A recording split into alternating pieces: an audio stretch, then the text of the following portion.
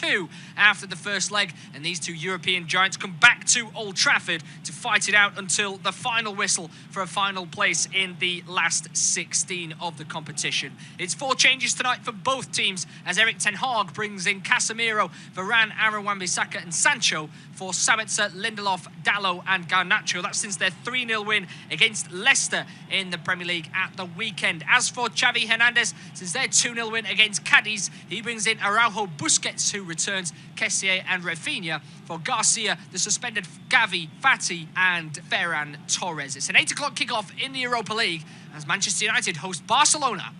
A huge night of European football action awaits this evening as Manchester United host Barcelona at Old Trafford this evening. An 8 o'clock kickoff in the second leg of this Europa League round of 32 clash. It was 2-2 after the first leg, and these two European giants come back to Old Trafford to fight it out until the final whistle for a final place in the last 16 of the competition. It's 4 changes tonight for both teams as Erik ten Hag brings in Casemiro, Varane, Aaron Wan-Bissaka and Sancho for Sabitzer, Lindelof, Dalot and Garnacho. That's since their 3-0 win against Leicester in the Premier League at the weekend. As for Xavi Hernandez, since their 2-0 win against Cadiz, he brings in Araujo, Busquets, who returns Kessié and Rafinha for Garcia, the suspended Gavi, Fati and Ferran Torres. It's an 8 o'clock kickoff in the Europa League as Manchester United host Barcelona.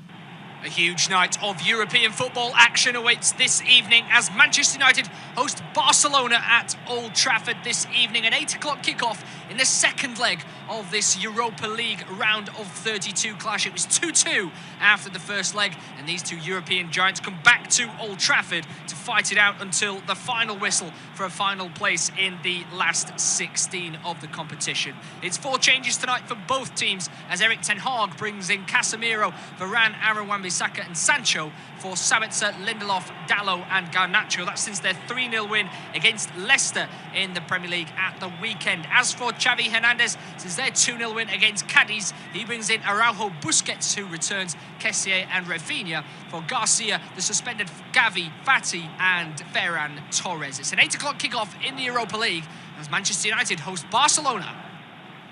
Well, we'll leave that one there as the game is about to get underway at Old Trafford. It's a warm welcome along to this independent, unofficial, off-tube studio commentary. Manchester United against Barcelona, Europa League, second leg, round of 32 clash. Of course, it's a knockout for a place in the last 16 of the competition. 2-2 was the score in the first tie, and I'm sure we're expecting some more goals this evening. It's myself, Matt Guy and Ben Rogers alongside me. Ben, these two sides, we're looking at the teams before the game gets back underway, and we fancy goals, don't we?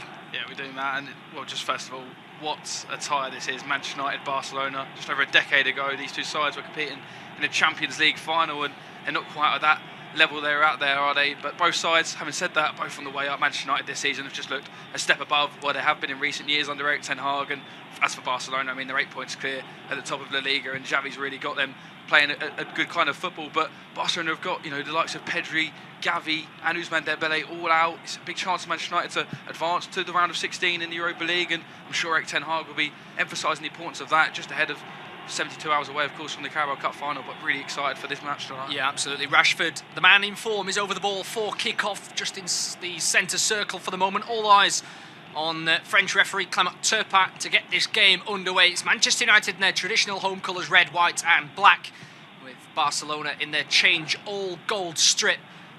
As Turpin, the referee, whistles the start of this game at Old Trafford, and Manchester United go long instantly down the right-hand side, looking up top for Wout Weghorst, beaten in the air by fellow Dutchman Frenkie de Jong, and this game is already off with a flash as Busquets fires the ball back into Christensen, who has to clear quickly down the left-hand side. And Manchester United clear long once again, asking Weghorst to win that ball time and time again, does so twice.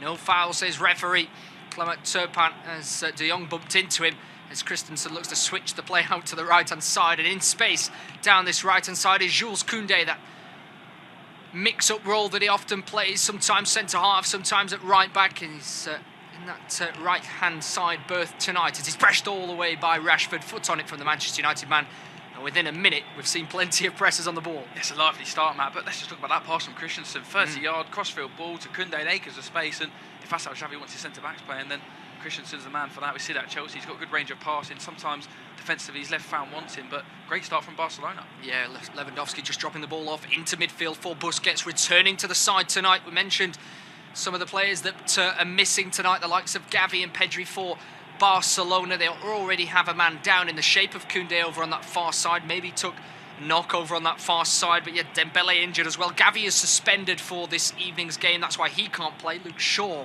is the man that went down just on top of the foot there of Koundé, just accidental studs on in and around the laces. No surprise that that's a sore one. But for Manchester United as well tonight, they're without Martial, Eriksen and Donny van de Beek, of course, but Anthony is back on the bench tonight after his spell through injury.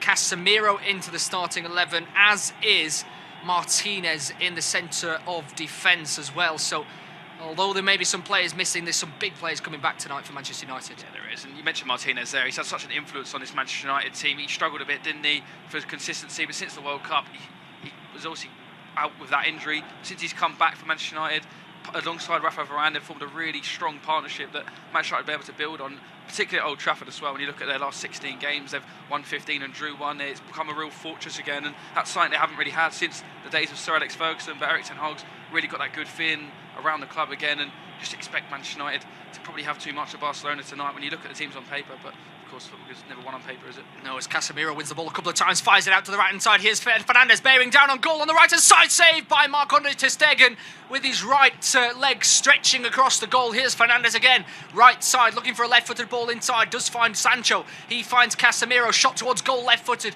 blocked away by Araujo, and then Lewandowski's battling to try and win that back. Busquets with the sliding challenge. No foul given in the middle of the park there as the referee's allowing things to continue. Here's Rashford looking bright on the left-hand side. Koundé gets a good foot in, only fires it back to the England international, who will fire it inside to Casemiro. What a chance that was for Manchester United, and another one there as Casemiro with a searching ball to the far post for Fernandes once again. Let's have a look at this, Ben. It was a poor ball inside by Barcelona, wasn't it? But Casemiro won it twice.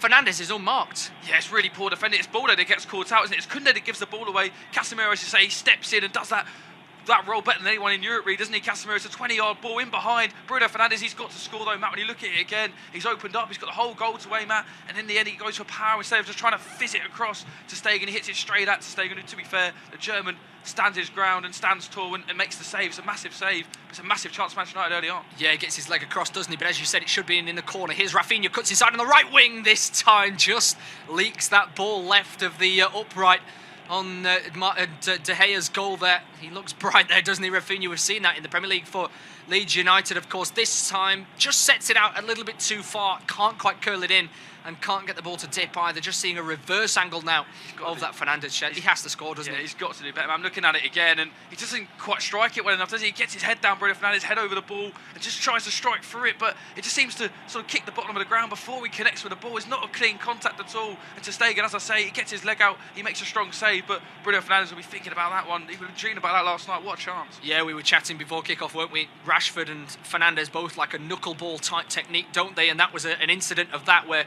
he could have just passed it with the inside of his right boot there and just into the bottom left, and didn't even need too much power, just guide it correctly and accurately. And that's firing into the back of the net behind ter Stegen. But as it is, it's still Manchester United 0, Barcelona 0. But here's Christensen under pressure, turns quickly inside his own box, finds Balde left-hand side. His ball is pulled one back by Fred, given away again by Manchester United as nobody stepped onto it before Balde could get there. Here's Christensen again, trying to keep his head in his own box, clears it left-footed, one back by Manchester United. There's Wan-Bissaka now with Fernandes, finds Rashford, cuts inside on his right boot, goes down edge of the box, no foul, says the referee as he then gets hit by the ball. And the play will now stop. This game is frantic. Frantic is the best way to describe it. I was just about to say the same thing. But again, it's Barcelona. They're just architects of their own downfall. Manchester United give the ball away. Then Barcelona, you think, right, we'll take a breath here. We'll play out. But it's Christensen 2 or 3 times. He's just trying to play this long ball down the line. But it's just coming straight back at him. Casemiro steps in. And then Bruno Fernandes finds Marcus Rashford. And looking at the replay there, it's a really well-timed tackle from Sergio Busquets. But again, Barcelona cannot or keep affording to give Manchester United these sort of opportunities this early on in the game. No, absolutely not. They're, as you say, orchestrating their own downfall there. Barcelona, Busquets with the tackle on the edge of the box. Manchester United fans seeing that one probably say that Rashford touched the ball between the Barcelona man's legs and then ran past him and got taken out. But it's one of those, isn't it? It's hard. The defender has jumped in, the attacker has almost miscontrolled it, and the referee has already instigated in this game. Within 6 minutes now, that he's going to allow a few things to go, and that will surely just buy into the atmosphere inside Old Trafford. Of course, as you mentioned, Ben, this is a fixture worthy of a Champions League final, never mind a Europa League round of 32 game. Such is the expectation of tonight's game. Here's Rafinha chasing back, will smash that one long from deep, asking Lewandowski could chase and go up against Rafael Varane. Ooh, I tell you what, we both jumped in our seats there for a moment as Varane looked to play a back pass towards De Gea. Eventually dummies it and doesn't play the pass, but had he done so, the technique was rather unassured, and Lewandowski would have easily chased onto it and gone through on goal. You would like to give the benefit of the doubt. There's Manchester United give the ball away in a poor position, and for the frantic sort of start to this game, Matt, has just made it really wide open, and both teams can't really settle down. I'm sure both Xavi and Erik ten Hag would have been speaking about the importance of just starting well and starting assured, but at the moment that's what neither side is. Neither side is assured. Both teams giving the ball away. This game is as open as it could possibly be. Yeah, Sergio Roberto taken down there by Wan-Bissaka, says he, but the referee says it was a fair challenge. Here's Fernandes right hand side, goes down the line again to Wan-Bissaka. Balde with a quick turn of pace, shoves Fernandes out the way and continues his run down the left-hand side. Great work by the 19-year-old fullback. Then Frenkie de Jong and Busquets, as you would expect, just trying to calm things down. Now, we know about Busquets' experience, more passes made than any other player in European football across the last 10 years, I believe, and alongside Frenkie de Jong, who's a very settled midfielder, they will just try and slow things down now, because even though they're an away team, they'll want possession of the ball, and for once, this game has just calmed down for a moment. That's the presence of Sergio Busquets, and that's why he's such an influential member of this Barcelona squad, though, isn't it? Like you say, he's just the maestro of just calming things down, just keeping things ticking along, and now Barcelona will just settle this game down. They're playing side to side, but this is not bad for Barcelona, because you don't want a frantic game at Old Trafford where it's wide open, and then especially for Barcelona, if their fullbacks are pushing high up the pitch and they're left vulnerable, you've got the likes of Marcus Rashford, who's got that pace in behind, and it'll cause problems. But again, it's Christensen stepping out from the back line and giving the ball away, and Barcelona just need to address this problem, because if they keep just forcing Manchester United onto them and really giving away these errors, they are going to pay. And the Manchester United, in the end, have won a free kick in a dangerous position. But again, it's Christensen who's had a tough start to this game, Matt. Yeah, just miscommunication, I think, with Robert Lewandowski up top, trying to play the ball to feet. Lewandowski wanted it in behind, and in the end, Manchester United ran away with the ball. Casemiro got himself in front of Frank Kessié there, who just dropped a shoulder into the back of the shoulder of Casemiro. Brazilian, of course, goes down because it was a shove from behind.